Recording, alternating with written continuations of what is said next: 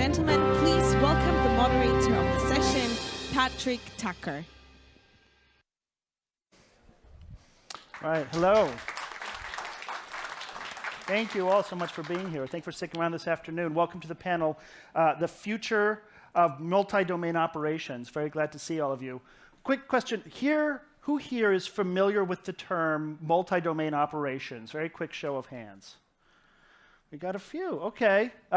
Who here that raised your hand was familiar with that same term 5 years ago? That guy. Yeah, there he is, right there. I wasn't necessarily either. So that refers to coordination across the different domains in military speak, the domains of sea, space, land, that's sea, air, sea, land, and space. These are where military services operate. And so multi-domain operations is coordinating among navies, air forces, and armies to ensure that everything is operating really quickly and effectively. This is an area that the United States has spent a lot of money trying to further develop better and faster digital coordination among these domains. And I can tell you that the US Department of Defense has spent money and time developing war games and scenarios to understand how better coordination among ships, planes, land forces, etc., will change warfare, and they've found that it's going to be absolutely essential. It will be the determining factor in the future of conflict between victory and defeat, is which military has better coordinated all of these different elements across these different domains. It's incredibly important. So that's what we're here to talk about today in the context of the very real events taking place in Eastern Europe and Ukraine. So with that, I would like you to help me welcome my panelists today. We have Tobias Ellwood, Simona Cojocaru, Colonel John Byram, and Tim Cahill.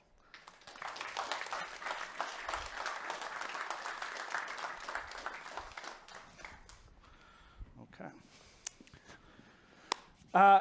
Quick reminder, if you've got the Slido app, please use the Slido app to send me some questions. I can access them here. We can also go to the audience if you want to raise your hand at some point during the discussion and I see you. We'll try and work those in as well. We really want to hear from you. This is an issue of very vital importance to the future of how militaries operate in the 21st century. So don't be shy, and don't feel embarrassed about not exactly knowing the first thing about multi-domain operations. We're here to answer those questions too, but if you, like this guy, know all about them, then we want to hear from you as well. He was very foolish to raise your hand, because now I'm going to be expecting a question from you. But first, let me turn to whoever wants to take this on and talk a little bit about the most important lessons to draw right now from Russia's war against Ukraine, particularly as they apply to multi-domain operations, coordination among those domains, among those services. Yeah. I'm looking at you, Colonel. How about you kick us off? All right. I guess I get to start this off.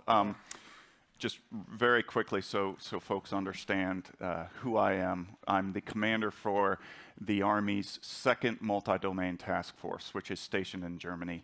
And the Chief of Staff of the Army wrote a white paper a couple years ago talking about the Army's, in the U.S. Army's multi-domain strategy. And we're one of the key aspects of that, the multi-domain task force. Mm-hmm. And what we are tasked to do is two things. Number one is to test and experiment with the various modernization efforts that the U.S. Army is doing. And then number two is to operationally synchronize long-range precision effects against adversaries. So it's really twofold. So when I look from my seat at the situation in Ukraine and think about, you know, future conflicts and how that can apply to how I do business and what I'm doing, I think one of the key things that I'm thinking through right now is the NATO construct. Mm-hmm. And as we've seen, just with the allies and partners, the NATO countries that have provided support to Ukraine in this, one of the key aspects is, as I look to develop how we do business in multi-domain operations, we almost have to start with the NATO construct and work our way backwards, because anything that I do, whether it's unilateral, whether it's bilateral with another ally or partner, if it's not considerate of the NATO construct, then when NATO, if they make the decision to become involved in this, everything, we have to figure that out on the fly. So that would be something that I would say is absolutely pivotal to a lesson learned that I'm going to apply specifically.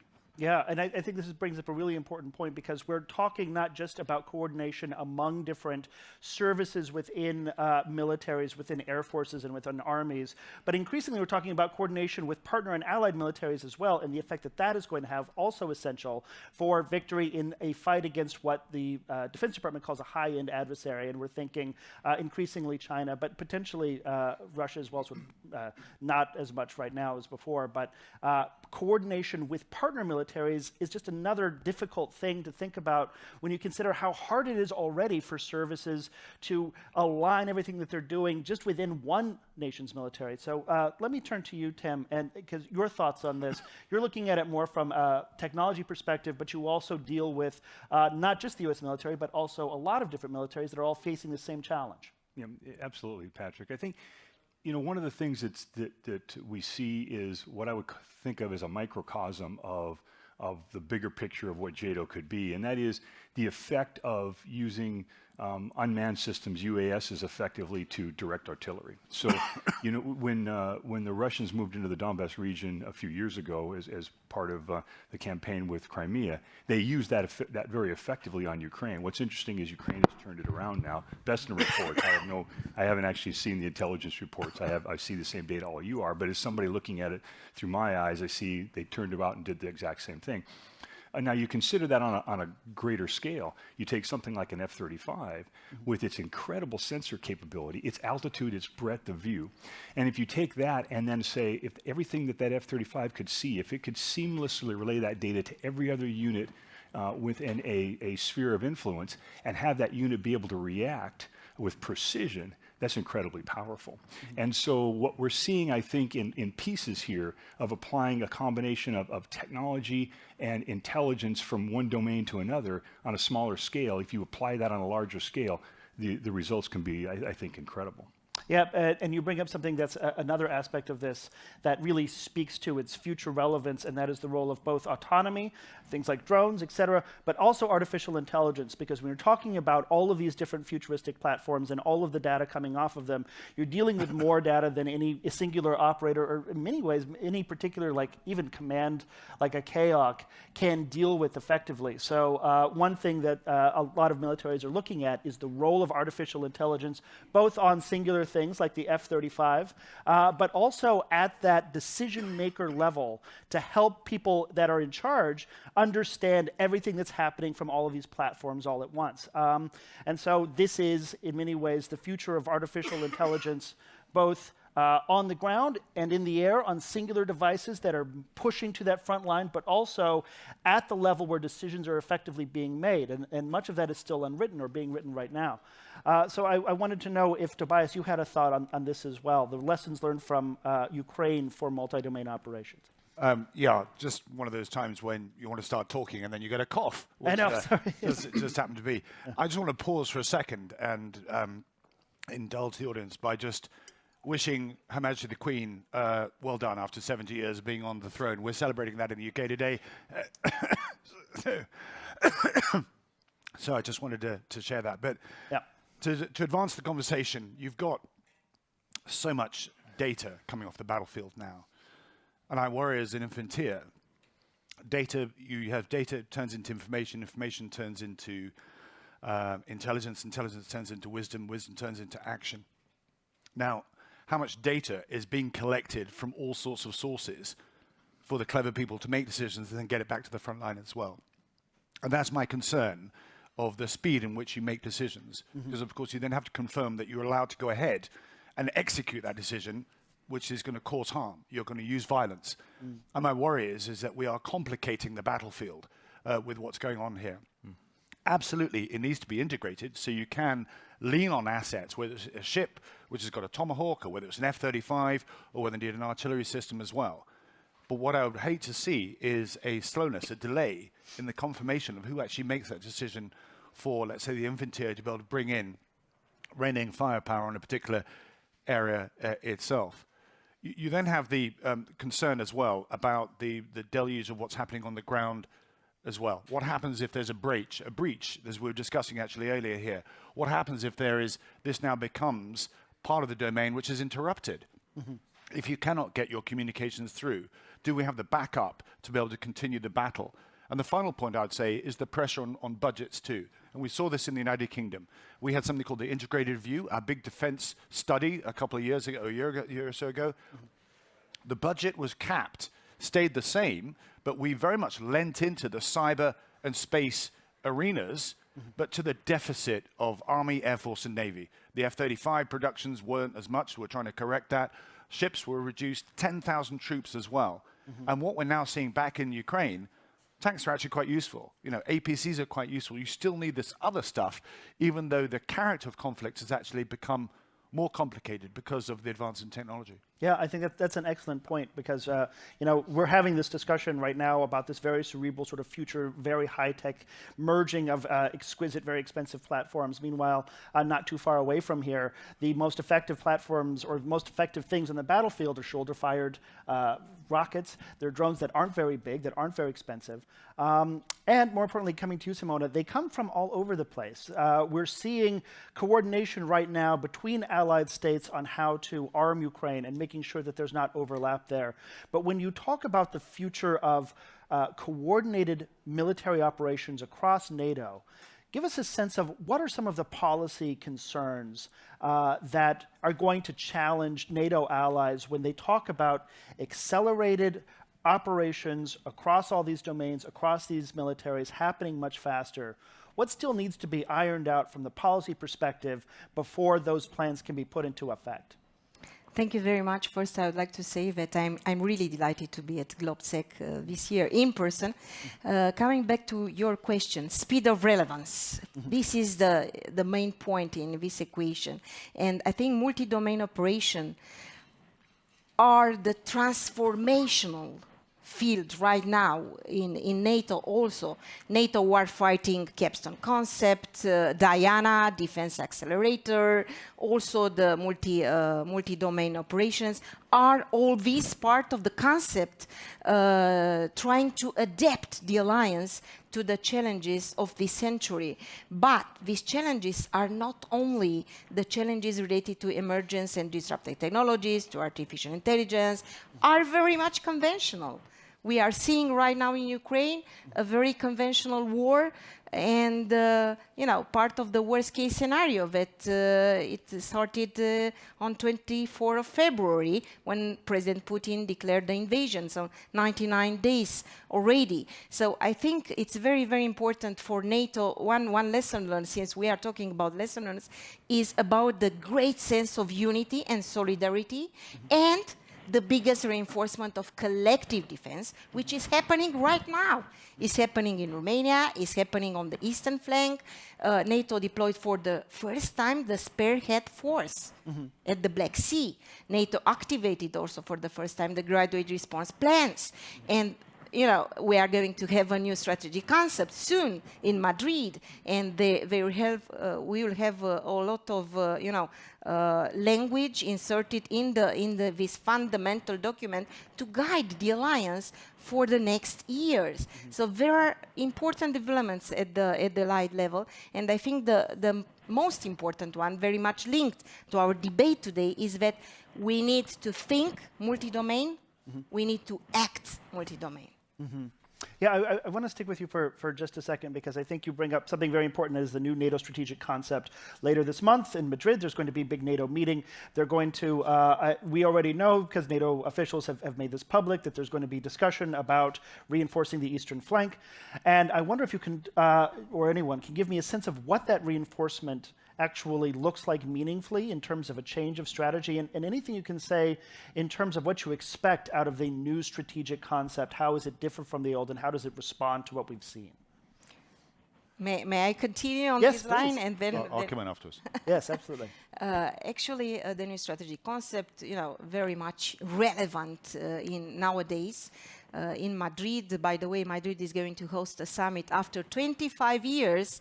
Another significant year, 1997, when the first enlargement wave with the former communist countries took place 25 years ago. So, for a country like Romania, we'd like very much to have a relevant strategic concept. We don't want to be no longer varied the next day, the next week, the next month, or the next year.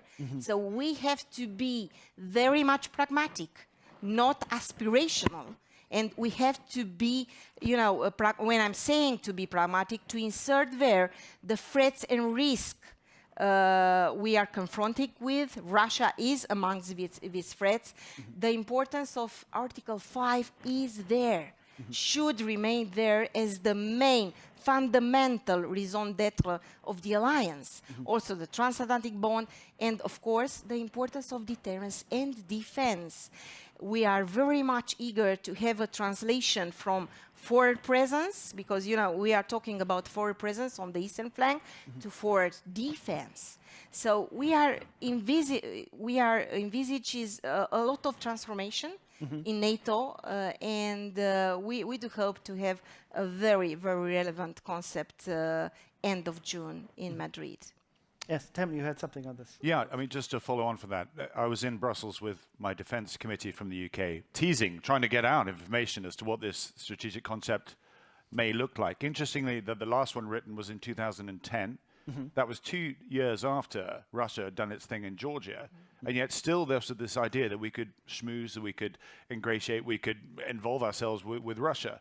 So there's a wake-up call now to say that Russia, and indeed to some degree China, are offering existential challenges that are going to affect not just the next year or 2 years, but the next decade. And that's quite pivotal in our thinking. And exactly right. That requires shoring up particularly the new eastern flank. The center of gravity has shifted to the east because of Sweden and Finland, so I suspect that we will get more assets being placed there as well. But we shouldn't wash over something that went very wrong and that NATO, I think, was very concerned about and felt bruised about, and that's Afghanistan. Because much as Russia is the new threat, there could easily be somewhere whereby there's a fire to put out, and then what we need to do is do the post-conflict reconstruction. And there needs to be some discussion, analysis, appreciation of how Afghanistan got to the point where the international community in the West effectively lost strategic patience to stay there, or didn't do enough in that time period to wrap it up, to allow an indigenous capability to look after themselves. So that, I hope, is something that the NATO leaders will not gloss over. It's actually, it's really important because it speaks to the credibility of NATO. Right now we're in kind of a great era of jubilance for NATO. You see like tremendous unity around the idea and the importance of NATO as an alliance. You're having like new members are showing up like all of the time now, and everybody like wants in, but it wasn't so long ago, really just a few months that we were having a very different conversation about Afghanistan, which was the first Article 5 event. And sorry, I've got one other, so I don't want to hog the wicket here, but there's one other aspect of this too, which I would push, is that if in Ukraine the NATO position is formally not to get involved, then there is a question for NATO as whether a subgroup of NATO is then allowed to work together to use the NATO construct to put that fire out. Quite rightly, some countries don't want to participate. But you look at Libya, what happened there. Germany, Poland didn't want to play, understand. But that didn't prevent the NATO franchise from being able to move in and deal with Libya. Yet again, sadly, that was another example whereby we didn't hang around long enough to make sure we concluded it. But it is a question right now, very topical, because if we are to help Ukraine, it will require a coalition of the willing to lean in more than we're currently doing. is that something you expect to come out of these discussions? Absolutely not. It won't happen. I don't think there's any chance of it because of NATO what it is. And it's going to end up, if a coalition is not formed now between the United States, Britain, Poland, Baltics, and others, to then lean in further, then we will do enough to ensure that Ukraine doesn't lose, but not enough to make sure that they win.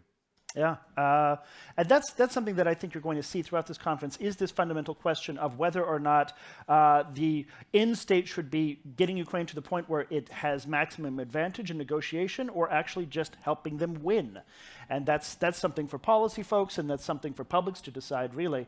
But either way, giving them the capabilities to ensure maximum amount of success, that's something that militaries around the world can figure out how best to do. And there is this question of exactly how involved militaries can and should be. So let me put that to you, Colonel, to think a little bit about how the U.S. military is thinking about better supporting Ukraine, while at the same time maintaining the very delicate balance that it has struck right now in terms of managing involvement. And what does that say about the future of conflict and thus multi-domain operations? So that is a very policy level discussion. I know. We kind of moved that That's way. right. This is addressed to you. It's Chatham House here. It's okay. No, it's not. It's on the record. Yeah, right. Sorry. And honestly, for that, I would defer that, because you would much better be able to answer that, and not necessarily from the U.S. perspective, but from another perspective. Do you mind if I bring up one point? Sure. Sir, that has to do that bringing it down to the tactical level of what we were just talking about with NATO. I think it's really important, and what I'm investing a great deal of energy in right now is building those relationships with the allies and partners of the entities within their militaries that have the very similar interests that I do. I'm investing in building the relationships, understanding what each country's, what those militaries' capabilities are in the multi-domain arena, and then how best I can interoperate with them. I think that discussion, it's very valuable. That discussion and that work is extremely valuable to be doing now, so that we can understand each other, understand what is complementary between nations, and then also have opportunity to exercise it and rehearse. And as we all know, there's a fairly robust exercise program in the European theater where various members of NATO work together and practice these things. And I think there's great opportunity in the near future for other organizations very focused on those multi-domain operations to work together and figure this out, because it is not easy. Within our military, just trying to figure this out among the various services is a challenge. And then, as we said earlier, among the nations is as well. So I really didn't answer your question, but No, I think it was something that I really wanted to highlight earlier. I think it brings up something very important, because exactly as you point out, if you can develop the capabilities and it's understood to all parties, including potential adversaries, that those capabilities are there, that opens up a lot more policy options for people. But when you demonstrate and you exercise the capabilities are there, then that can drive the policy discussion. And that's why that's your job and not the other job, is to give them the tools to eventually lead to that policy discussion. So let me turn to you, Tim, because you work a lot with obviously the U.S. military, but also with allied militaries in this way, to develop these capabilities and also develop these relationships, but on that level that is related to how they use the things. So what do you see as the biggest challenge right now to helping small partners partner with large partners around the use of weapons and a new way to enable multi-domain capability that can be demonstrated to affect policy and to affect deterrence? Well, I think one of the things you find amongst, frankly, the United States as well as other countries is when you look at what JATO, multi-domain operations is, it looks just too big. You just say, how do I do this thing where I've got, dozens of different platforms and thousands of different pieces of equipment and units all tied together? You say, well, how do I even get started? I don't have an acquisition system that does that. We buy things everywhere in the world. We buy things typically one thing at a time. You buy jets, you buy tanks, you buy helicopters, doesn't matter.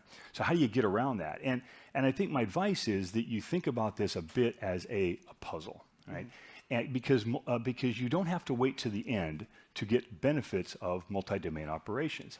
If you connect that aircraft, that F-35 to a strike system HIMARS, you get immediate capability. Both those systems are more capable than they were before. You don't have JATO yet, but you have a piece of JATO. You can go out and connect a different system. You can connect a space system to ground units. You've got a piece of JATO. And every country that you go to has a different suite of articles that they've got in their inventory. And each one of them, through some analysis, you can discover which ones will have disproportionate effect on their security, a positive effect on their security, if they make that connection. And I think if each nation looks at it through that lens and says, I could fund that connection, that's of most value to me, and a different nation can connect these two systems together, for example. Eventually, you fill in each piece of that puzzle, and you've got JATO, and it may take you 10 or 20 years, but it's certainly much preferable, I think, to just examining the problem and saying, this is just too big to handle. How do we reform everything, our entire acquisition system, our entire policy system?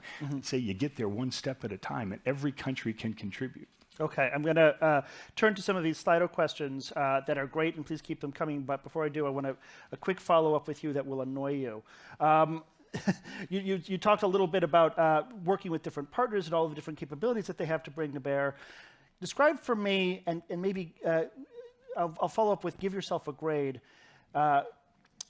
creating interoperability with other platform makers like Raytheon, like Northrop Grumman, and small startup players that also might be part of this mix in the future. For a long time, because of big defense contractors really liked proprietary information, and so you didn't have that data exchange moving at the pace that you were supposed to.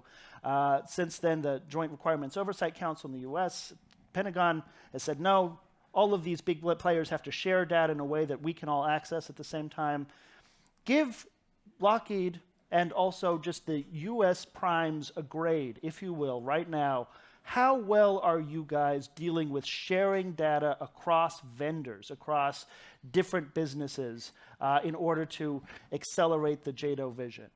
Let's see, I hate to give us a grade because that's a pretty complex question, but I will say this. I think it is certainly a problem, and it's a problem that I think is just based in history, in that you didn't have to do that. You never had to do that. If you developed a Patriot system, it was designed to be fielded alone, to operate alone. It didn't matter that it talked to anyone else except for maybe voice communications or some basic rudimentary data. So we all built it that way. And so now we have a disparate set of systems with different standards, with different communication modes. That's a technical problem. And so it isn't just a matter of us saying, well, we'll talk together and we'll work together, because we do that. Raytheon and Lockheed Martin has developed an integrated system between THAAD and Patriot. Two systems never designed to talk to each other in any meaningful way. Tied them together, not a problem, we can do that.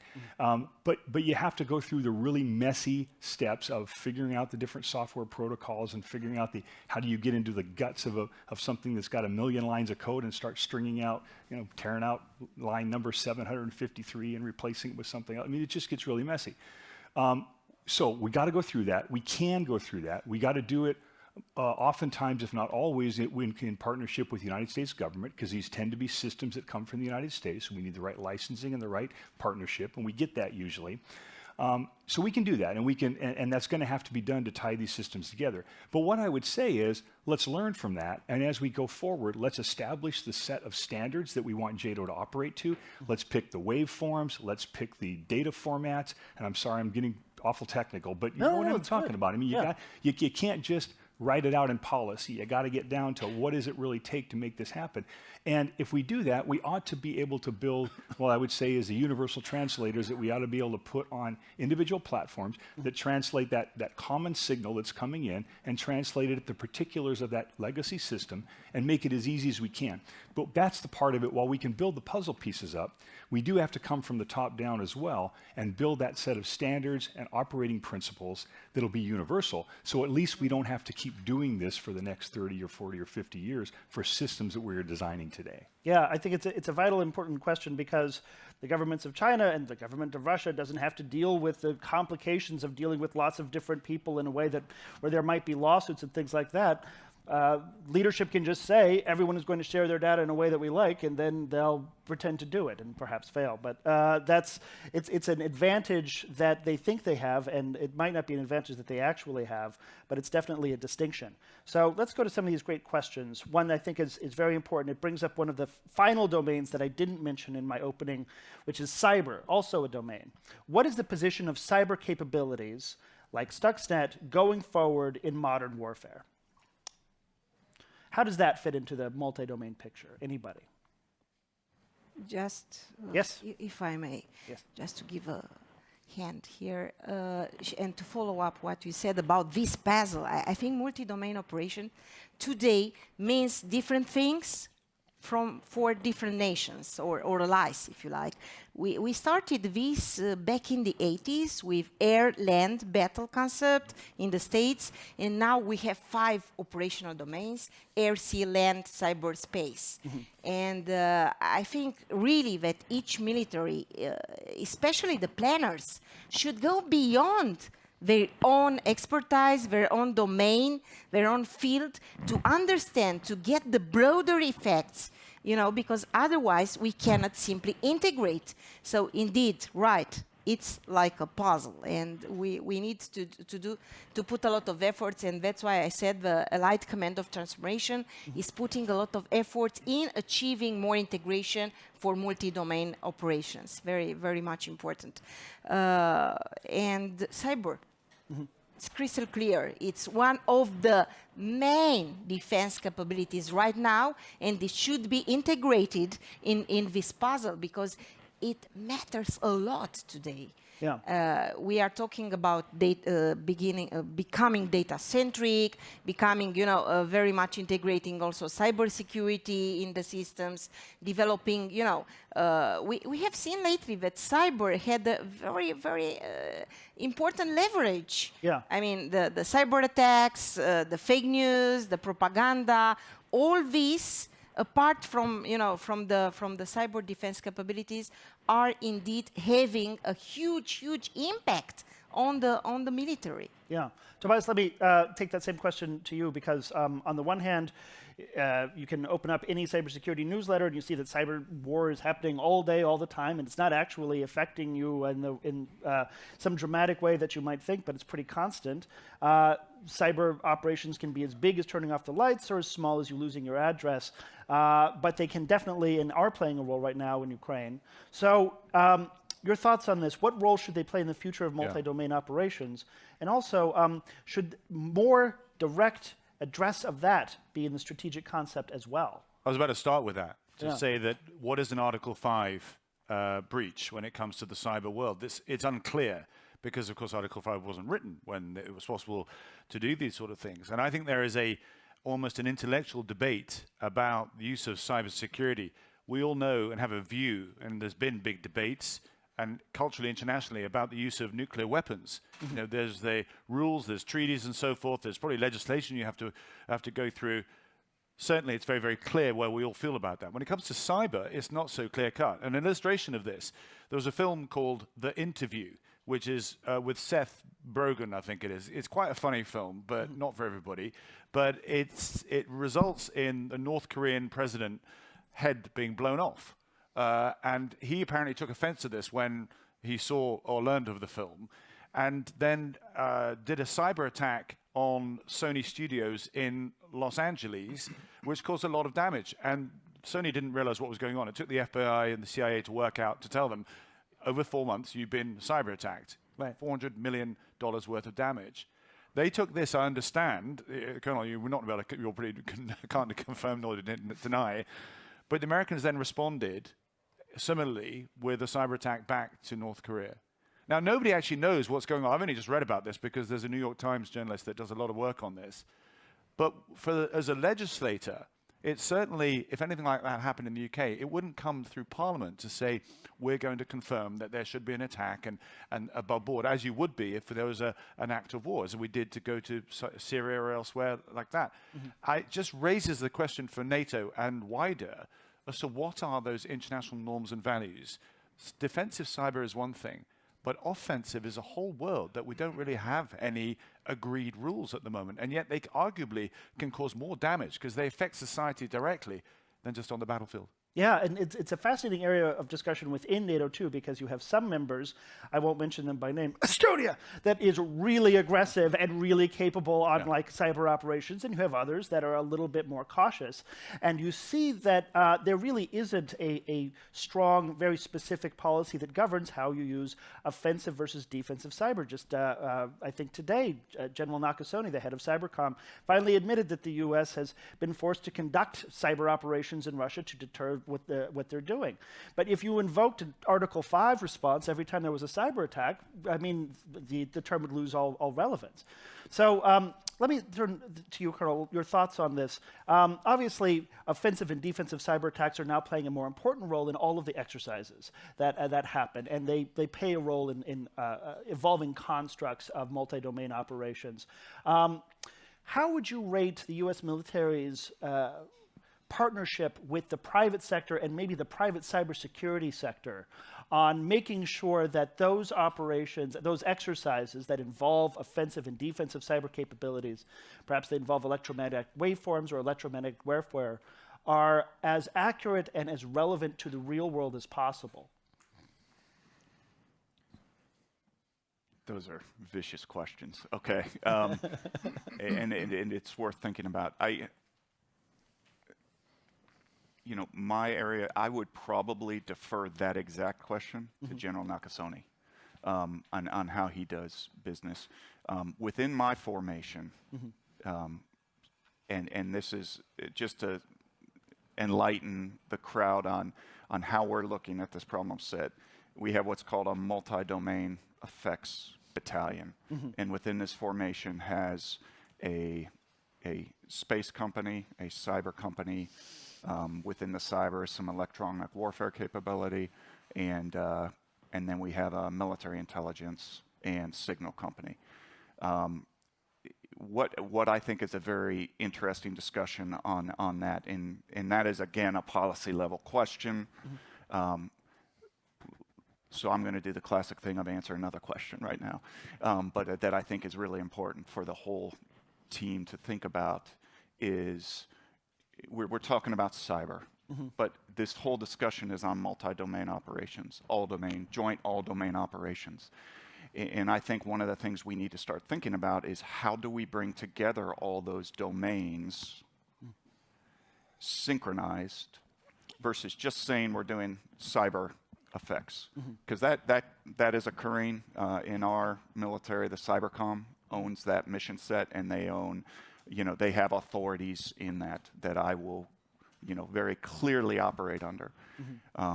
But what I'm investing a whole bunch of energy into thinking through is how do I synchronize, the space with the cyber, with the electronic warfare, informed by the military intelligence in a very agile manner to achieve very focused effects, and I would argue even more importantly, give policymakers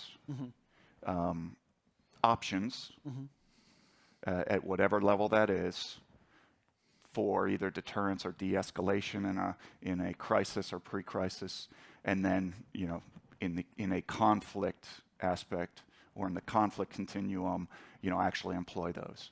So I think that's a worthwhile discussion to have, and a lot of energy is required for that, because I spend my time, really 100% of my time, really thinking through how can we do that myself, how do I do that in a joint construct, and then how am I doing that in the NATO construct and falling in under that. So I throw that out there for you, and then I'm prepared for the answer or to answer anything back that you would have with that. No. I think that makes a lot of sense, and we'll continue to watch how those exercises evolve. I want to remind anybody who want to ask a question that's in the audience, please feel raise your hand. We can get a microphone out to you. We like it when people participate. In the Slido, a question I think speaks to budgets. It's very important. Multi-domain capabilities require a lot of resources. Since they are limited, we need prioritization. what are the top 3 priorities for US and NATO in this area? And if you don't feel like answering on behalf of NATO, which maybe you don't, you can answer on behalf of Romania or the UK or et cetera. But multi-domain operations seems huge. Top 3 priorities that for modernization that you can think of. So, you know, something that, number one, the multi-domain task forces are one of the top priorities for the Army. But let me take it down to a tactical level. And this goes back to what you were talking about, sir, earlier, is this whole idea of the taking intelligence, or let me rephrase that, taking data, turning it into information, turning it into intelligence, and I liked how you brought in wisdom and then decision making with that. So something we're looking at is how do we take high-level intelligence and very quickly turn that into information and get that to the right shooter on the battlefield in a very agile manner, and it must be extremely timely because things move. And so for you to actually be able to target that and then deliver effects against that, both kinetically and non-kinetically. The U.S. Army's putting a lot of energy and emphasis into that, something that I'm not sure if you're familiar with, but they have it's called Project Convergence. Yeah. Which you can see that in OSINT, and it's really this learning framework of how they experiment with these modernization opportunities, and then it has a plan for each year they do this, and they keep adding to it to create more complexity in that. Yeah. And the amount of money and time and resources that go into that show that, and one of the key aspects is that we call it the sensor to shooter. For those who aren't familiar, you know, sensor something, seeing something, and then how fast can they actually have something shoot at it with precision. Yeah, I think that actually provides a really great example of what multi-domain operations looks like right now, and where it's going is the Project Convergence. Basically, you fly out to the desert in Yuma, and you can see the U.S. Army with the Navy increasingly, with Space Force. I think with a couple of partner militaries at this point, experiment with what multi-domain operations actually looks like. And yeah, in terms of prioritization, that's very much it. It's data synthesis, data synthesis, data synthesis. Like actually getting all of that data from those sensors to deliver effects at much faster timescales, making sure your sensors are right, making sure that your IT, that network, is 1, 2, 3 of the priorities. We have a question over here in back. If we can get you a microphone. There he is, right there. Please say your name and introduce yourself. Okay, thank you. Yes, my name's Ian Anthony. I'm the European Security Program Director at SIPRI, which is a research institute in Stockholm. I was thinking that if you look at what's happened in Ukraine, SpaceX delivered thousands of Starlink terminals very quickly, which do seem to have made a real impact in terms of both creating a fairly robust digital communication system, and it's even been used in targeting, I think. So I'm wondering, how far can you go with that type of commercial technology in building a multi-domain capability? Is there a meaningful distinction now between a proprietary military system and leveraging commercial technologies? Or do, for example, moving forward, when you think about the European Union's priority for building the infrastructure for a digital economy, do the civil military things essentially have to move in parallel and become more integrated in the future? That's a great question. Role of commercial technology in multi-domain operations in the future. Well, there's some experts here that deal more on the front line here, but certainly from our perspective in the UK legislative approach, absolutely, it is the new aspect of contribution that civi sector is making here that would normally be the people who make the weapon systems and so forth, that do the training. And yet here we have just a passive company that happens to have an operation, takes pictures from the sky, providing detailed intelligence, which you can then slide across to the Ukrainians, and it's very, very useful indeed. And that is a new aspect, a new angle to modern warfare. You know, think of any of the other wars, Korea, Second World War. You wouldn't get civi companies wandering around the battlefield able to make a contribution. And so that's actually now changed itself. Going back to the sort of intelligence to wisdom decision making, that of course is shortening as you guys make ever cleverer systems where the AI is now taking over and the human is then removing. So that's actually squeezing down the decision making itself. There is a race, I think, on at the moment with Chinese, because whoever harnesses quantum computing first of all is then able to make this decision process goes even faster as well. So it is quite a scary outlook, if you like, in this field of multi-domain warfare. Mm-hmm. If I may, just very, very quickly, I think in this century of this radical transformation of warfare, war fighting, the lines between civil, military, conflict, non-conflict are very much blurred. And I think there is also some connection points in dual-use capabilities, making the link between military and commercial. And I do think there is a lot of space to share, to cooperate in bringing together these communities, integrating, for instance, the operational community with the commercial one, the digital one. There is a lot of space also here. And I would just add that I think this is actually very much key to us going forward. And in fact, we're in the process of in Lockheed Martin of partnering with a number of companies. I won't out them because some of those we've made announcements with and others, but they're companies that you would know. If I told you, they would be telecommunications companies and IT companies and phone companies and et cetera. And looking at how do we take those technologies and that tremendous investment in commercial and leverage that over to the security side. In peacetime, it's relatively straightforward, and I think all of our nations are increasingly looking to offload bandwidth of all types to commercial systems for communications, for surveillance and all. That's fine. But there comes a point when you're in the battlefield, if you're in Ukraine and you've got a sophisticated adversary, you're going to get jammed in those commercial signals very, very fast. And it's not necessary to make those signals commercially as robust as they need to be. So the question is, how do you take all that technology, all that capability, and then ruggedize it, for lack of a better term, so we can apply it and it will be survivable in a security environment where there's bullets flying and missiles flying. And so we are in the process of doing just that because we think that is actually key to doing this affordably. Yeah.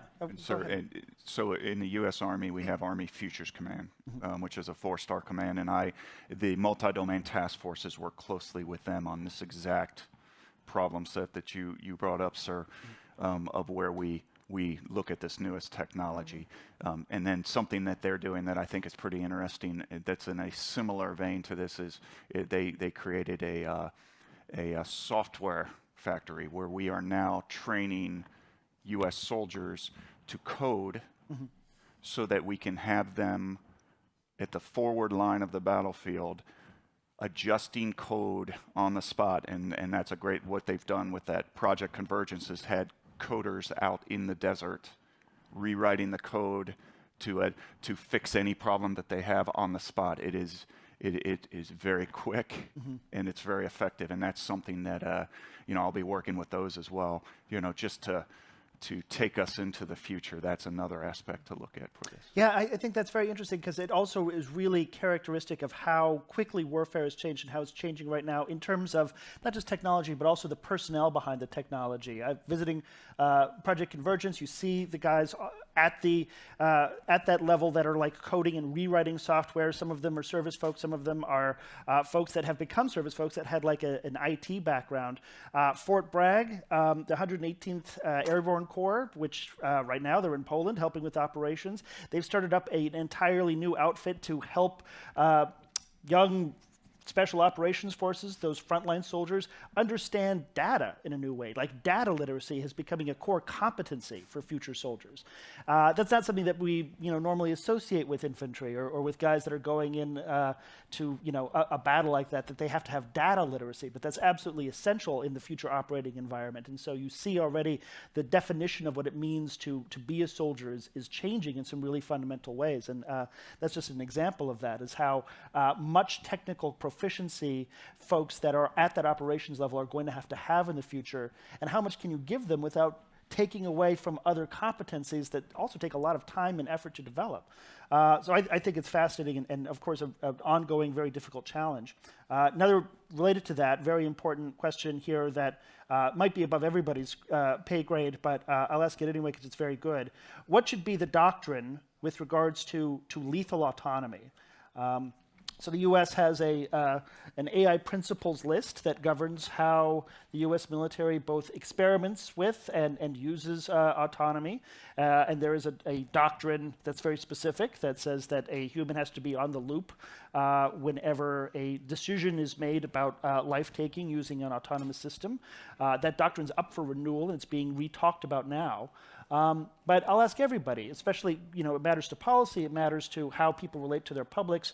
When you think about the role of autonomy in future multi-domain operations, you look at the gift of speed it's going to give to any military and how that speed accelerates the more human control you remove. Talk a little bit about what that doctrine should look like and how do you keep human control in the loop without sacrificing speed and relevance? So I will try to answer in short. Technology brings a lot of opportunities. This is crystal clear, but it also brings some constraints, some limitations for humans, and I think it should be very well managed and calibrated. These are the two important concepts when dealing with new technologies and when you are integrated in your own military in the armed forces. Well calibrated, balanced, if you like, calibrated and managed, because otherwise, there could be some negative consequences in dealing with, with artificial intelligence, for instance, in getting more autonomy, and we have to be in a way quite careful in managing this. I'm going to take it up a level, if I may, and ask, why do we fight? We fight because there is an ideology that perhaps is challenging us or is being challenged somewhere, and it is subservient to the high standards of values that we believe in ourselves. So authoritarianism is whether it's territorial or religious or whatever, we get involved because we believe somebody should be defended. And that is the ethos in which we justify ourselves using the utility of force. And I think we need to keep sight of that when we start talking about autonomy, because war crimes, all these aspects, what happens on the battlefield can't be lost in the fog of war. We need to keep that high standards and understand what's going on. There must be some form of human in the loop controlling it at some point, rather than allowing to unleash some form of intelligence capability where we just actually let it go as well.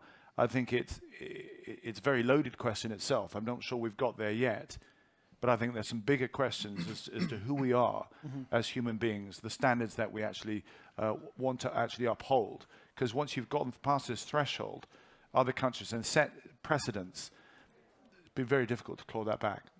Is it worth potentially experiencing defeat, though, holding to that principle?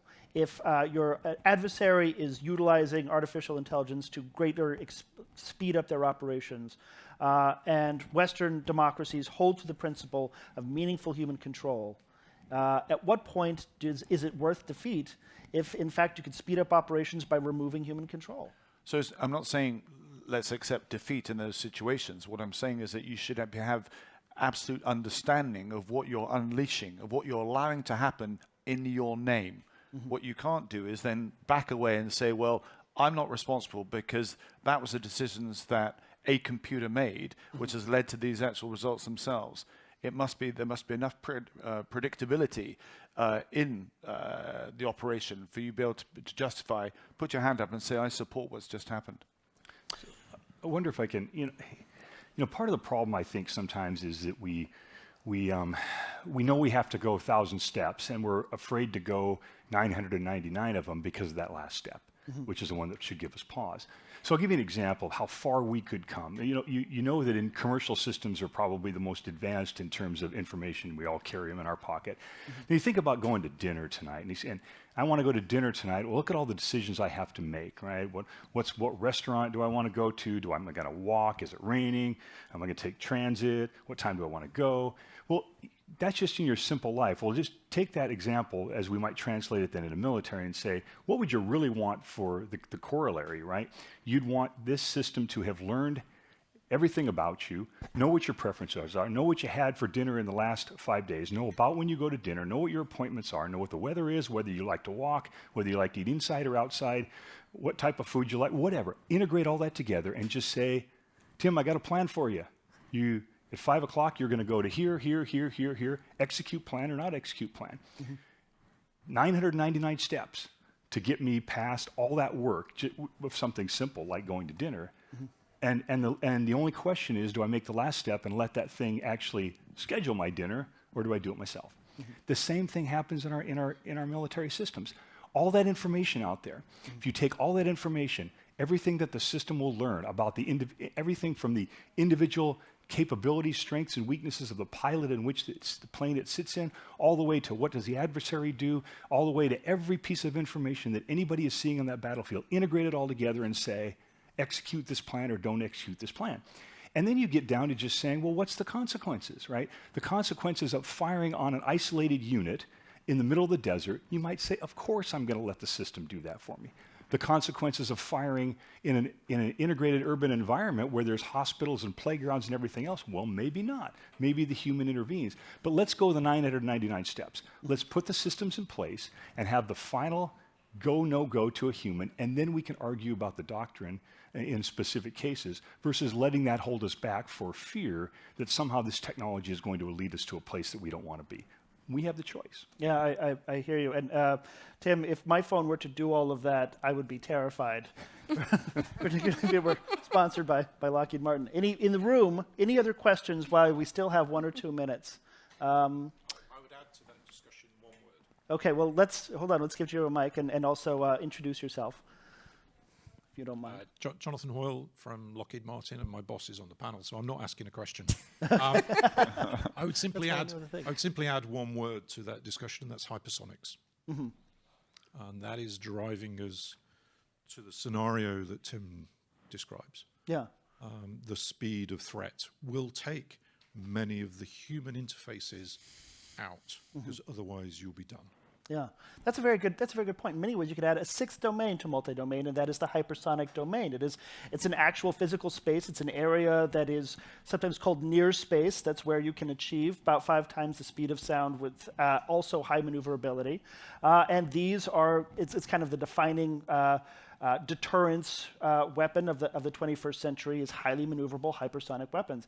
How do we think about those within the MDO construct? We know that these multi-domain task force teams, they experiment with cyber, and obviously they experiment with long-range fires. But give us a sense of how future highly maneuverable hypersonic weapons, these are missiles that travel 5 times the speed of sound and basically avoid air defenses as we understand them today, are almost impossible to intercept. What role do they play in future MDO constructs, to your mind?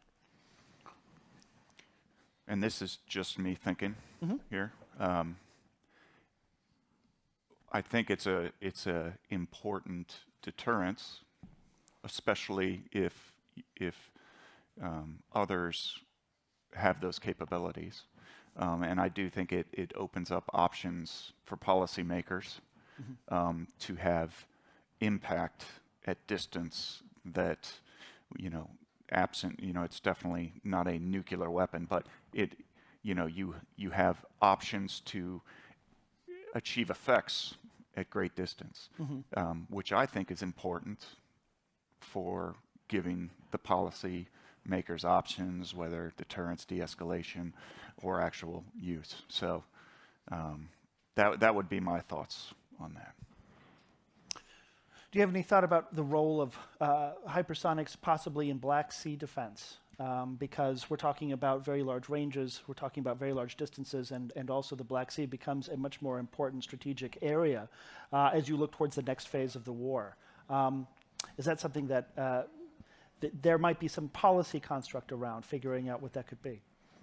Right now, yes, you said very, very rightly. The Black Sea is now a very strategic point in this equation, what is happening there. And I have mentioned earlier on the deterrence and defense consolidation on the eastern flank, the defensive efforts that NATO is putting right now in consolidating the eastern flank, the translation to forward defense. We are very much concentrating now on land, air, and also on sea, the free domains there.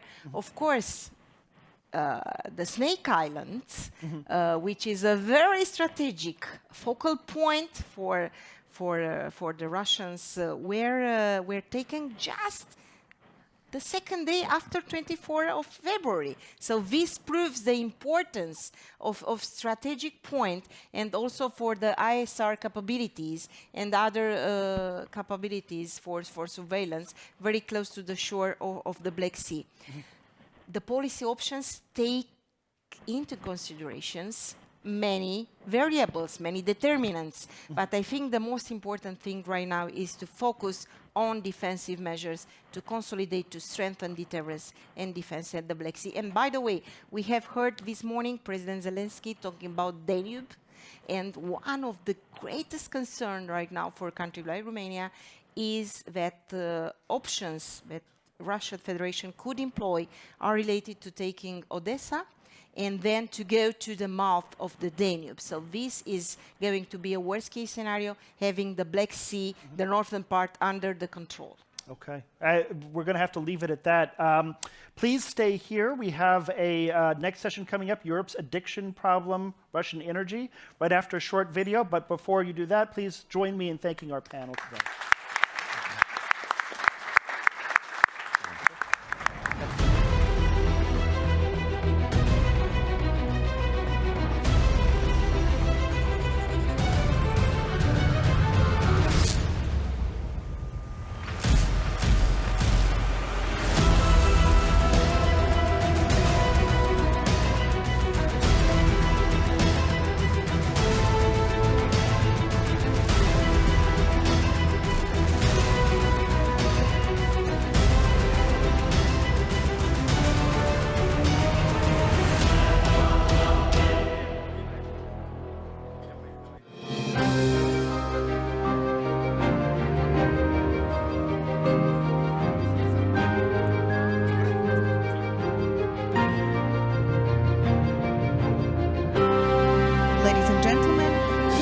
The moderator of the session, Joshua Posner.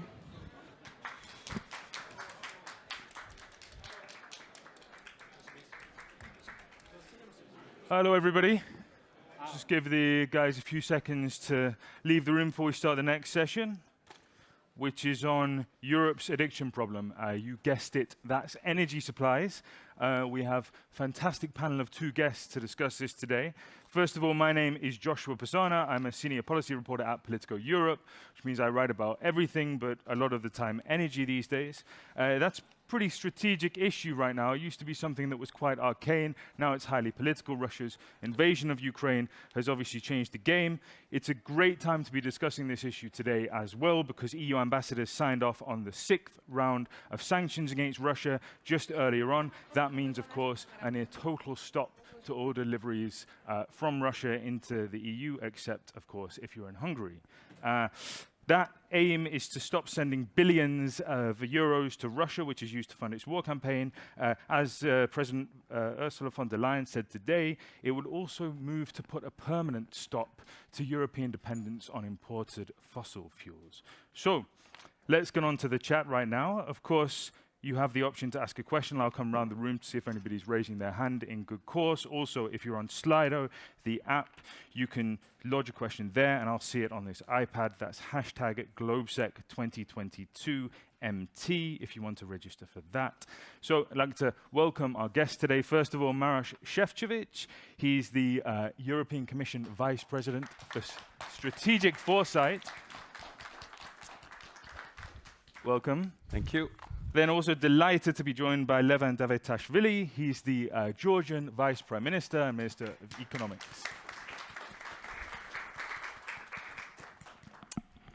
So, we have much to talk about and only 45 minutes to get to the bottom of this whole issue. Let me start with you, Maroš. Sixth round of sanctions approved today. What in practice will this do? I think it's another game changer. I think we are using this word a lot over the last few weeks, but I think we are in a completely different situation, which we couldn't even foresee sitting around the Christmas table last year.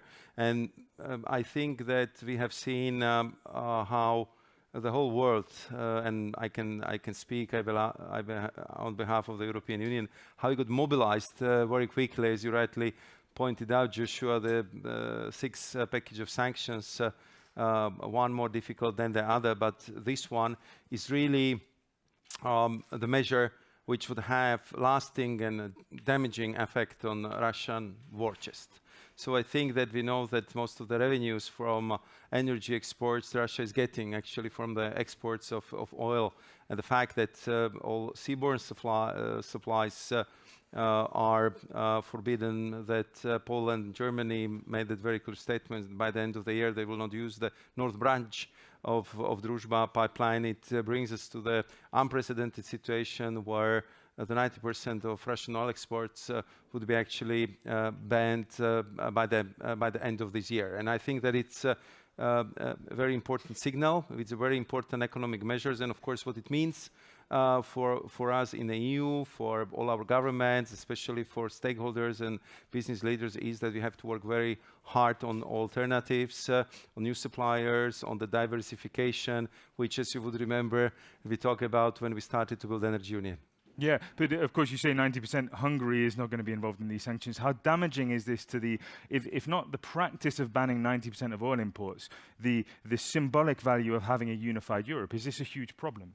I think that from the beginning, what was our primary objective with the sanctions was they have to hurt much more the aggressors than us, that we would respect the specificities of different member states. They have different energy mixes, and that to help Ukraine in the best possible way, we have to be, as a Europe, economically strong, economically fit. We have to be politically united, so we can have really this strong political action and this very solid determination. And therefore, it took us more time, but in the end we have sections which are supported by unanimous votes. 90% of oil is banned, and I think it's really significant, unprecedented measure. Okay, and so just to finish on the sanctions, because we'll talk about the impact on consumers later in the conversation, I hope. This is the sixth round. The first 5 went through relatively easily. This time it took, I think, 26 days to get this cleared. How easy is it now when you start to talk about measures that will impact Europeans like they impact Russians?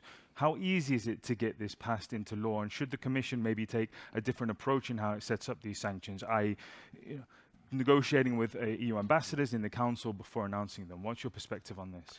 I think that we, and especially our President, Ursula von der Leyen, she was here this afternoon. I think we invest, and she personally invests, enormous amount of time in having the direct talks with all the leaders. So we consult with the member states. We do not want to surprise them. We want to have them on board. And once we put on the table something important and sensitive, like the last package of sanctions, there of course been the consultations how we should structure it, how we should put it on the table. But nevertheless, this was such an important package with so many technicalities, limitations, national specificities, that indeed we need more time to hammer out all the details. But for us, the unity is the most precious currency.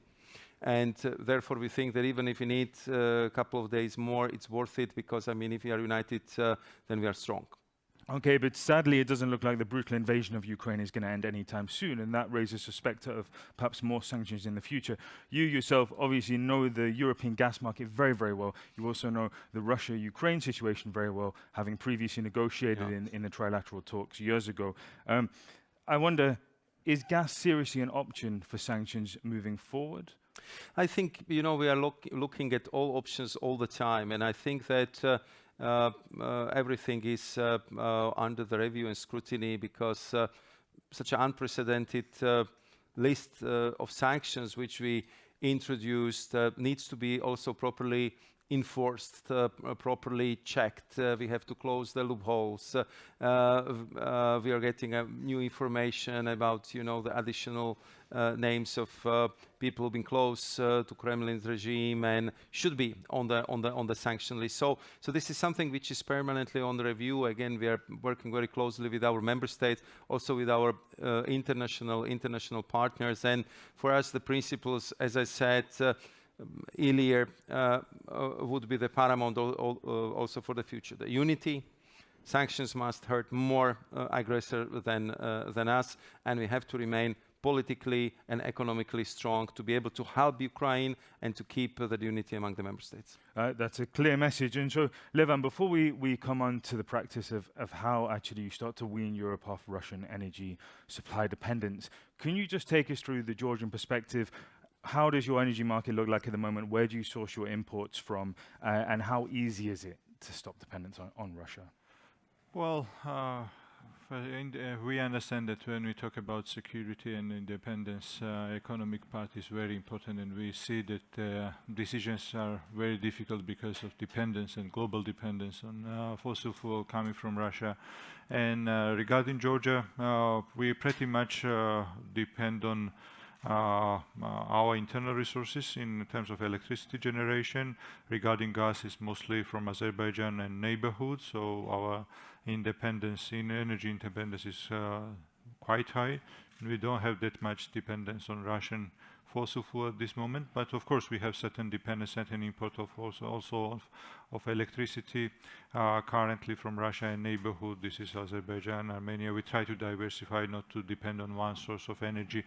But of course Georgia has huge potential of its own internal renewable energy, and with new policy we try to incentivize investors in renewable energy generation, and we'll do our best to, in 10 years perspective, to be net exporter of renewable energy instead of importing energy from outside.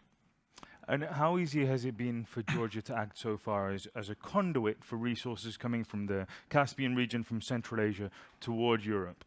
Well, I think that Georgia has a unique role in energy independence and energy security of entire European Union, and Georgia has a unique geography, and we probably need to, and maybe needed to look towards Georgia and entire region, South Caucasus, and this as an alternative source of energy and as a reliable partner for long term, having an alternative sources of fossil fuel in a short term, and in long term it can be also an important and interesting source of renewable energy. Regarding Caspian Sea, it's not only about energy. This is entire regions. I mean, Central Asia, rich of minerals, and of course, primarily this is energy producing region. We don't talk only about our neighbor Azerbaijan in South Caucasus. This is Kazakhstan. We know Turkmenistan, and so the huge resources are available. We should have a proper strategy and maybe some coordinated actions together with the EU, and I consider Georgia as the closest allies to European Union. In fact, Georgia is the country who applied the membership to European Union in March, and we are looking forward to getting positive decision from Europe, and I think that Georgia is needed for Europe as much as Europe is needed for Georgia. So we have to have this understanding. It's not only that Georgia is benefiting of more European integration, but also for European Union, this is an unique chance to expand to a very interesting region for securing its energy resources and also increasing economic independence and economic security. So I think that this is a strategic partnership and can be strategic partnership. Georgia plays an important role and crucial role. We are located on the Black Sea. We are actually the gateway to Central Asia and abundant resources of Central Asia, and vice versa. Actually, this is a very important connection to European Union for entire region. And so the colleagues, or so my colleagues tell me, the energy minister of Kazakhstan said today in Baku that actually they're in talks with you about facilitating more shipments of Kazakh oil via Georgia. How practical is this in practice?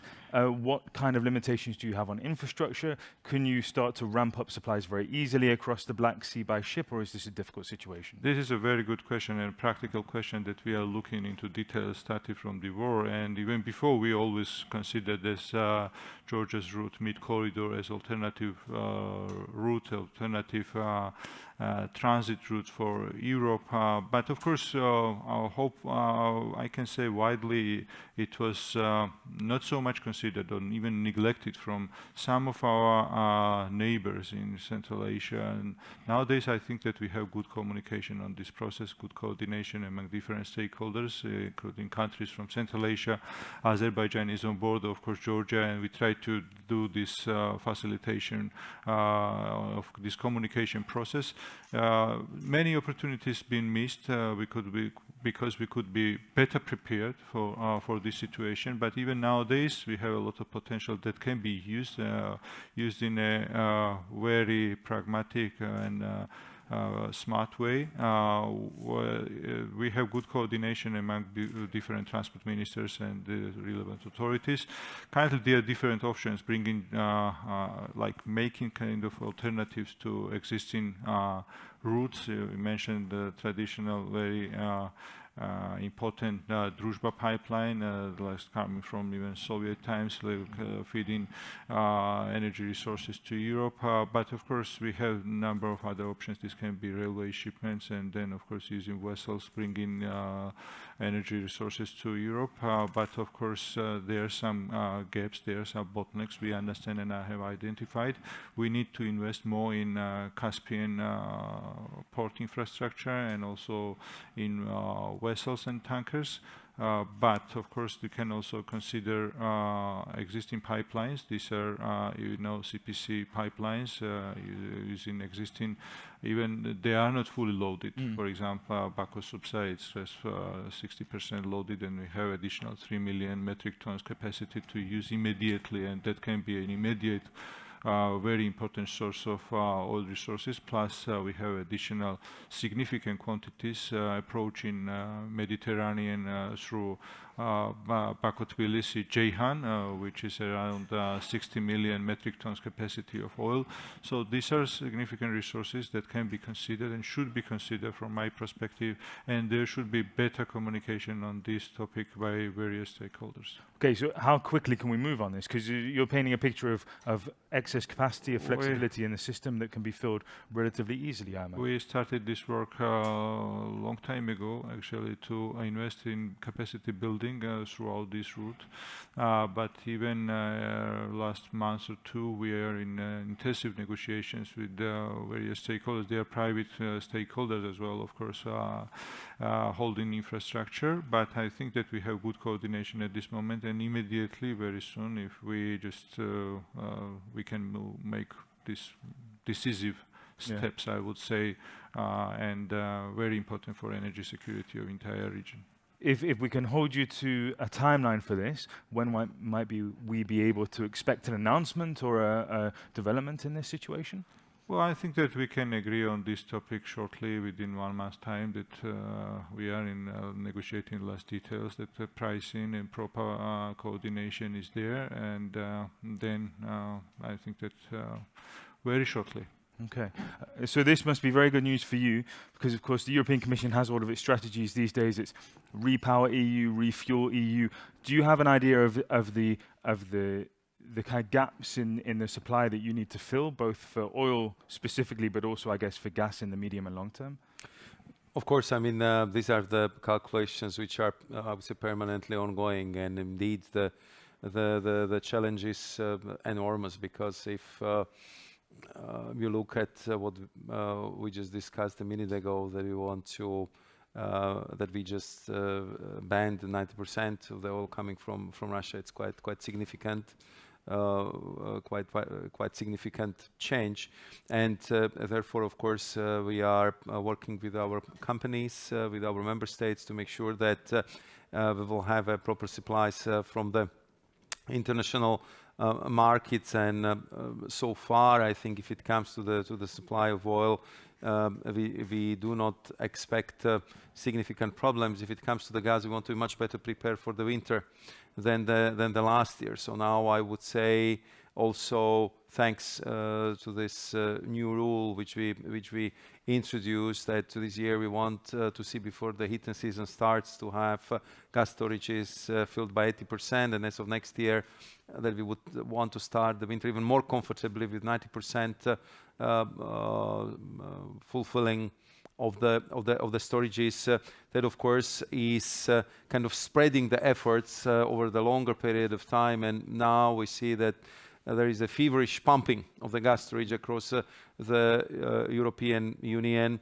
And if you look, for example, of April of this year, I think we broke another historic record of getting the vast amount of LNG through the European gas system into the storages. So if you compare it with the last year, so it's almost doubling of this volumes. But I think that really benefiting from the presence of Georgian minister here, I think it's very important that all like-minded countries, all the countries who want to cooperate on diversifying, improving energy securities, that we will have to do much more together. And we've been working very closely with Georgia on the Southern Gas Corridor, and making sure that we can get the supplies of gas and oil from the Caspian Basin to Europe.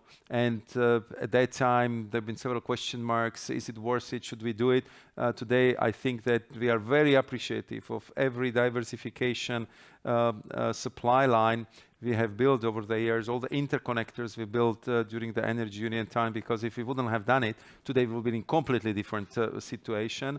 So despite this enormous pressure and the steps we are undertaking, still we see that we can manage, because we improved the performance of the single market for the energies, I would say, in Europe, thanks to these new capacities, interconnector storages. And I would say this new awareness and conscience that if it comes to energy security, this is the year to act. It's very important, and we need a lot of coordination and consolidation. And the last thing I would say, and I believe that also this joint purchasing platform we just set up would really help us to have this concerted effort of the European Union towards getting enough gas supplies to Europe. So I wanted to go back in time a little bit and talk about what you discussed, the development of the interconnectors in the Energy Union times, also previous diversification projects. But just first, we do have a skeptical question here from Stefan Bergsman on Slido, responding to what you said earlier, Maroš, about the oil sanctions and why you think they will have a big effect, because simply Russia can easily sell its oil to other countries. I mean, you're not reducing the amount of oil in the global market. It means that Europe can just buy oil from other places and Russian oil is displaced. I don't think that it's so easy. I mean, if it would be that easy, we wouldn't see that strong reactions coming from Moscow. I mean, Europe simply, if it comes to the gas and oil, is biggest client of Russia, and simply you cannot replace the biggest client just like this. I mean, if most of the energy supply has been channeled through the pipeline system to Europe, which now, as we said, will be closed by significant margin. And of course, if you want to change the supply routes, here comes also the combination of the ban on seaborne oil supply to Europe, by all the measures which have been taken by the insurance companies, by sea shipping companies. So that's not that easy that Russia can simply replace such an important customer like Europe, like US, just like that. Simply, this is not going to happen. This will hurt. It will hurt a lot, and we hope that this would help us to shorten the war in Ukraine and would lead to the cessation of hostile actions from Russia towards Ukraine. Clear. Anybody in the room have a question? There are a few. There's one right over there. If you could just say who you are and your name, and hopefully keep the question brief. Thanks. Thank you, Sibran de Jong, NATO Shape. Good to see you, Josh. Hello. I have a question for Mr. Šefčovič. Now, a couple of days ago, Gazprom cut gas supplies to the Netherlands, and Denmark also has been affected by this, ostensibly for reasons that these countries were not willing to pay in Russian rubles.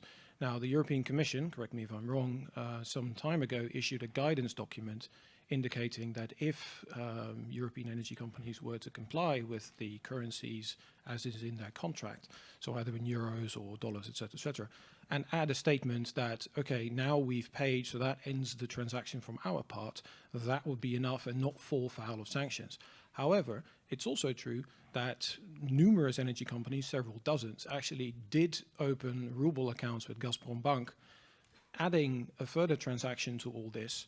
Now, my question to you is do you think that these companies are in fact, by doing this, and I know that they're doing this through a third party and not the Russian central bank, but that set aside, are they not putting themselves on a collision course with the European Commission over whether or not they're going to fall foul of sanctions? Thank you.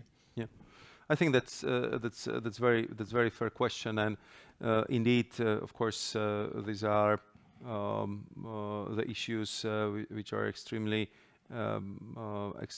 technical, and at the same time, of course, require the reading of the very fine print in all the contracts. Of course, as you rightly pointed out, the guidance from the European Commission was clear that what is the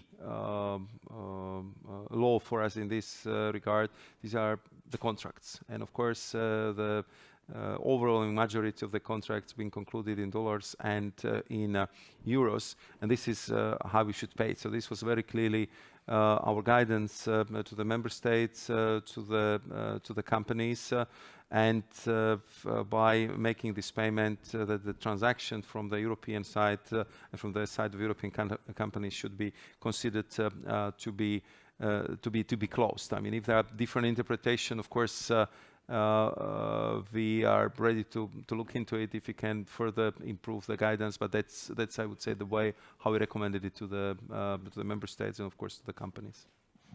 Anybody else have a question? Don't want to be biased against the people right behind me. No?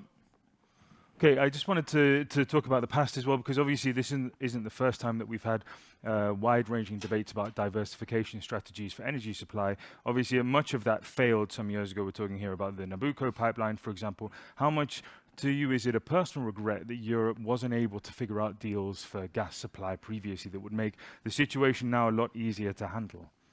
Yeah, but I think you're right. When I was tasked with at that time building up the energy union, one of the, I would say, harsh lesson of the previous period was that the Nabucco project failed. And when I was looking into the reasons why the Nabucco project failed, so my feeling was that there was not enough of the political leadership behind it, not enough strategic thinking, and also the failure of proper interconnectedness, if I can say it in this way, between political and commercial side of the transaction. And therefore, one of the first thing which we did when we started the build-up of Southern Gas Corridor was to make sure that we would have regular meetings between the political level, usually on the level of energy ministers, but also the key business partners, business operators, and key European financial institutions. And of course, I mean,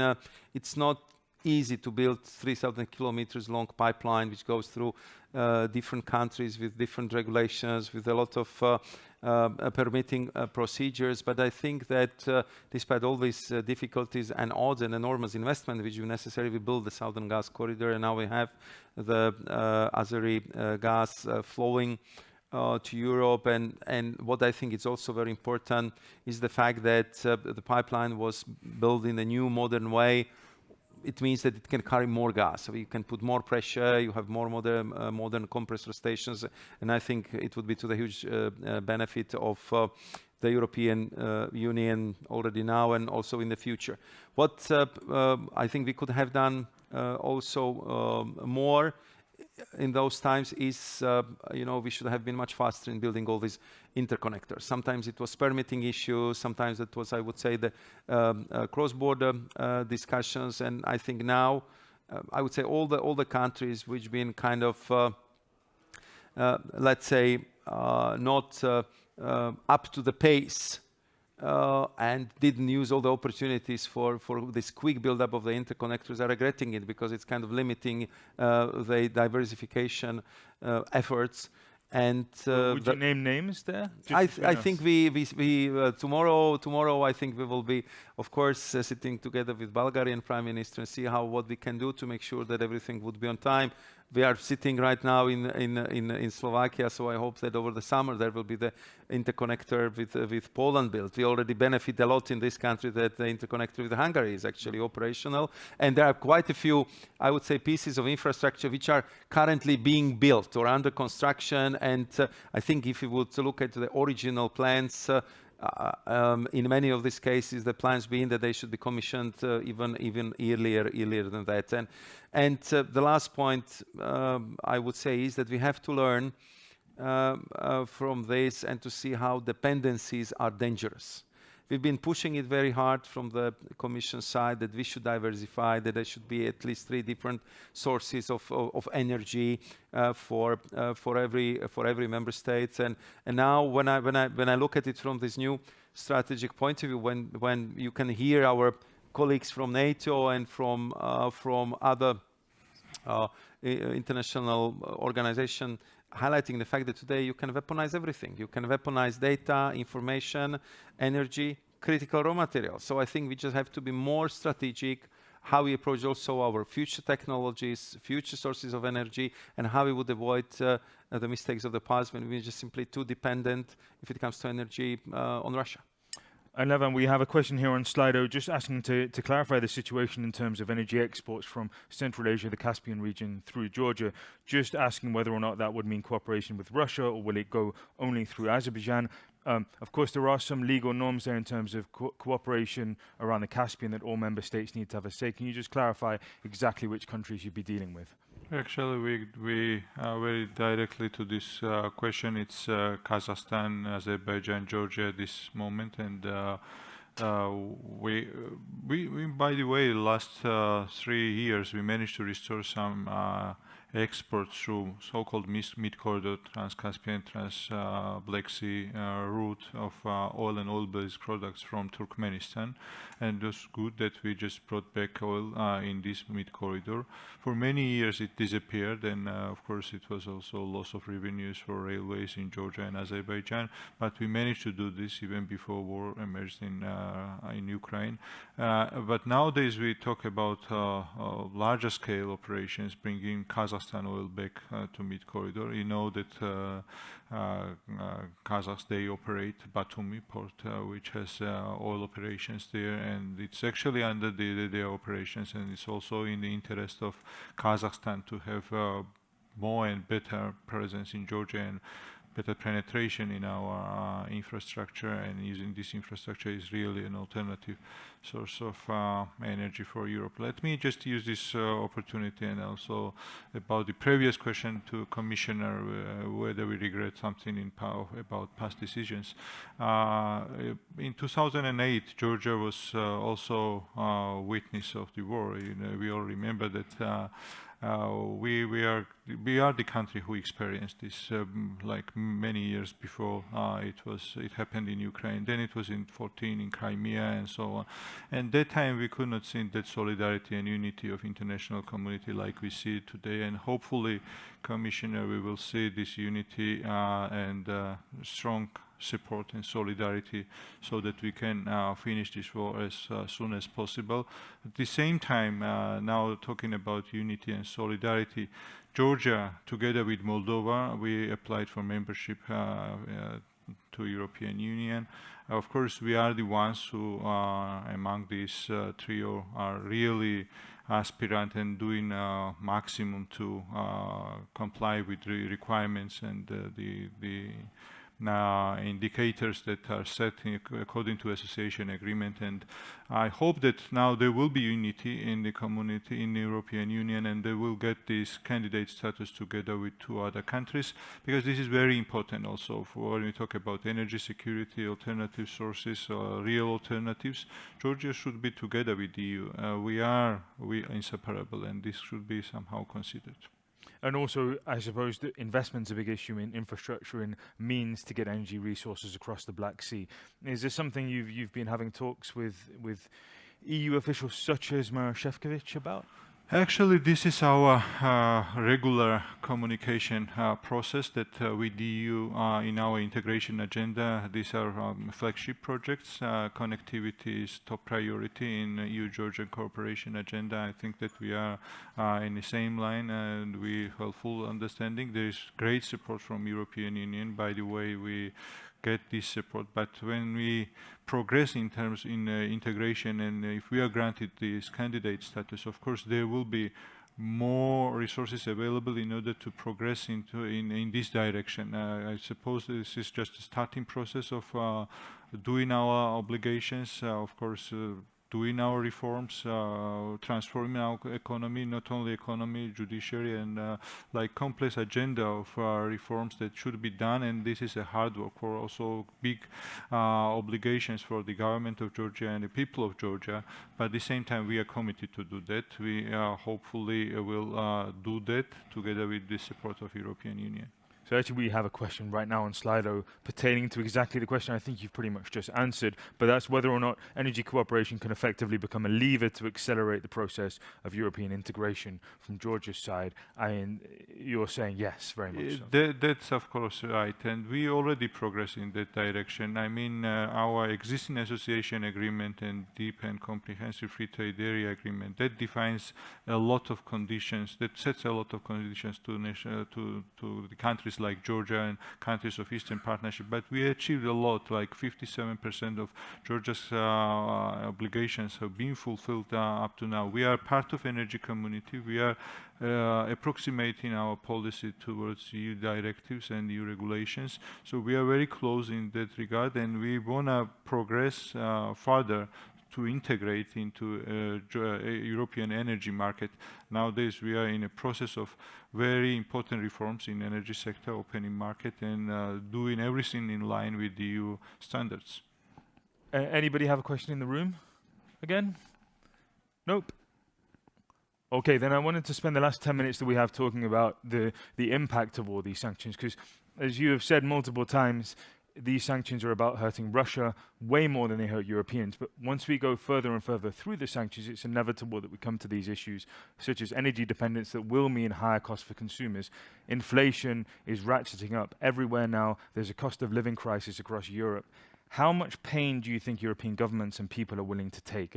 If I could just add in that today, President Zelensky gave a very stirring description of a world suffering from a food shortage because of the absence of grain from Ukraine. So this could be quite a dangerous situation for European capitals, no? Of course, I think we will have very challenging and very difficult period ahead indeed. I mean, we've been just in the process of recovery from the COVID-19, which was unprecedented 2 years, and we somehow use the word unprecedented too often, because indeed we are living in extremely difficult times. And when the recovery was undergone, then the shock of Russian aggression on Ukraine came in. And I have full respect and admiration for the European people in all member states, and I think it all clearly was demonstrated first here in this part of Europe, Central and Eastern Europe, who opened the doors, the houses, apartments, school, kindergartens, hospitals, you name it, to the Ukrainian refugees, and in the first days it was clearly spontaneous gestures from the common people, and there was no objection whatsoever. And the public opinion, I think, is very strong in supporting Ukraine and supporting the governments in making sure that this war would be extremely costly on the aggressor. But you're right. We are living extraordinary times. The inflation is very high. We have high energy prices, and because of Russian blockade in the Black Sea, we will have in Europe higher prices for food and potential food crisis in the wider world. And of course, this requires very sensitive, very careful handling, and therefore what we are proposing from one side is our new instruments, new tools which we offer to member states, how they can tackle this issue on the temporary basis, with lowering the taxation, with providing social assistance to the companies and citizens, how we can help the economy performing, and if possible to reduce the social consequences of these indeed unprecedented measures. But of course, we are at the war situation, and therefore also the consequences are extraordinary. But I am quite optimistic in the fact that also because of these horrific pictures which you are getting to our screens every night, the public opinion is mobilized. I think that all European nations are absolutely shocked that the war has come back after 70 years. When you talk even to the military analysts, they somehow completely excluded from the scenario that we could have a war in European continent. They saw that we would be more needed as a peacekeepers in adjacent regions, helping, to intervene in the conflicts which are far from European continent. So therefore we did invest in this heavy, hardware, into the heavy weapons, because we believe that we need light expeditionary forces which would be quickly deployable. And suddenly you see that we have conventional war like 70 years ago. It's in European continent, and this just shows that we are in a process of completely rethinking of many of the elements which we consider to be given. So indeed, challenging times. Therefore, we open new opportunities for the government how to ease the situation, how to use also our recovery plans in a way that they could also address the challenges linked with the energy security questions. And just more broadly, Levan, the cost of transition, it's outside of the EU. What's the perspective? I imagine inflation is also a problem in Georgia right now. Cost of living is a problem everywhere around the world.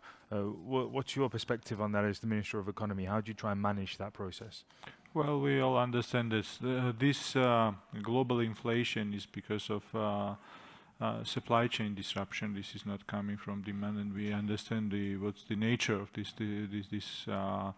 this inflation. In pandemic, of course, pandemic affected a lot, and unfortunately it continued in a worse way.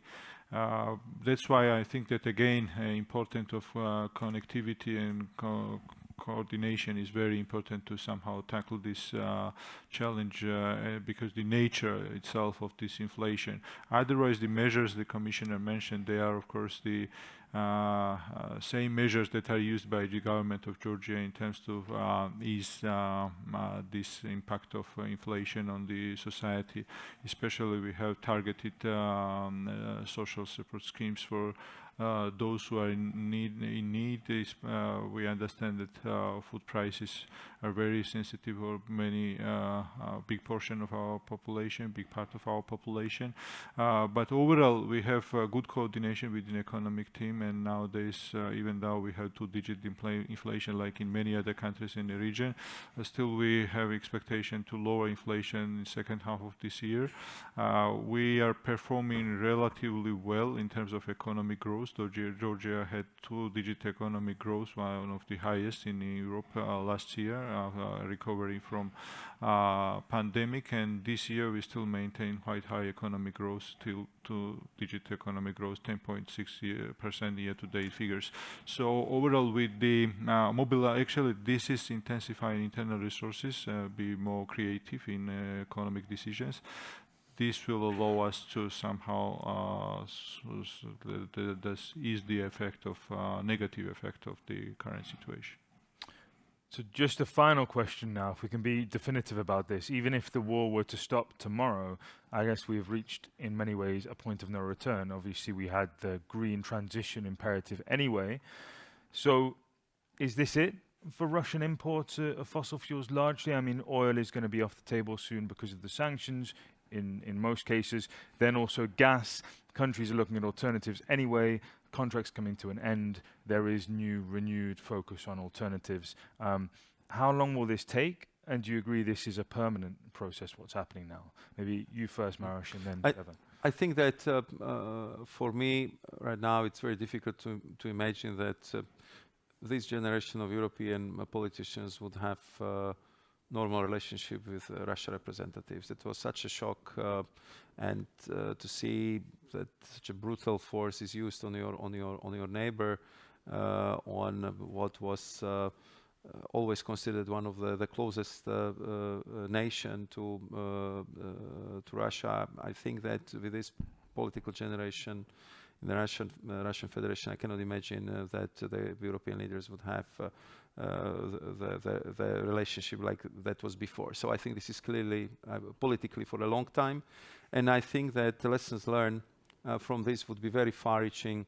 from the perspective of overall dependencies. I think we are now paying very high price for too high dependency on energy support from Russia. So I think it's permanent. There will be two factors which would be decisive. One, you name it, it's our carbon neutrality we want to achieve by 2050.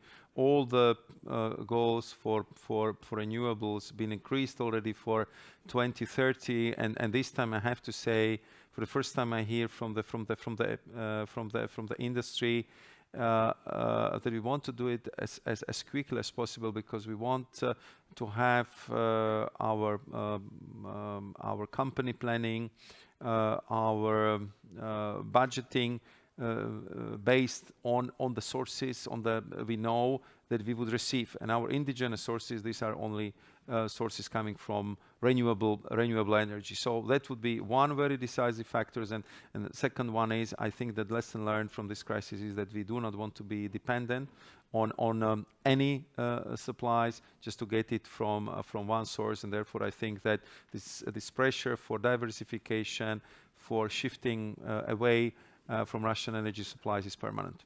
And Levan, you said at the beginning actually that Georgia is doing a lot of work on rolling out green technologies. What's your perspective? Yeah, well, I fully agree with the Commissioner that we need to speed up this process of economic transformation and shift to renewable energy. Of course, this process has been started, but we have to really be more consolidated and better coordinated to support industries to go through these transformational changes. In Georgia, we more than half of our generation is from renewable sources of energy, and we have huge potential to have fully renewable energy generation. That means that we need more investments from our side, and we need to encourage investors in Georgia energy sector. We'll do our best to do that, and of course we have great we look forward to getting support from European Union in this process as well. Okay, so just to bring us back to the name of the panel today, addiction to anything is very hard to get up, but in this case, once you do, then it's probably permanent, no going back to Russian oil. I have the voice in my ear telling me just to tell you all in this room and those on the live stream that might be watching in other parts of the building that the bus to the award ceremony, if you have a magic ticket up to the castle, that leaves at 20 to 7. Then the award ceremony featuring the awards and everything starts at 7:30. Day 2 also starts tomorrow. We've had presidents, prime ministers speaking today on various topics. President Zelensky tuned in. He gave a very stirring video conference speech earlier that touched on the issues we've discussed just here. President von der Leyen as well, your boss, Maroš, she was here too. And yourself, thank you for joining us. Also, if I could ask you all to join me in thanking our panelists today, Levan and Maroš. Thank you. Thank you.